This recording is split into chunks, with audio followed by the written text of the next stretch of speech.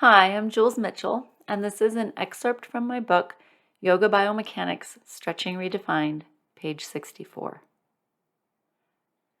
Eccentric contractions are lengthening contractions against a greater opposing load. Muscles cannot willingly lengthen. When a muscle contracts, an electrical signal from the nervous system, called an impulse, travels along a neuron to the muscle.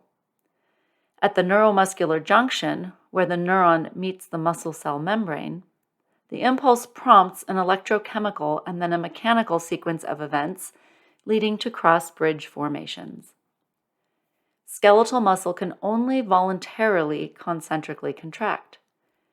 In order for an isometric contraction to occur, opposing forces must be equal to the force produced by the contracting muscle. In eccentric contractions, opposing forces are greater. The opposing force could come from an external load like a free weight or from the internal load produced by surrounding muscles. When first learning about muscle actions, the process is often described in a binary relationship, contracting and relaxing.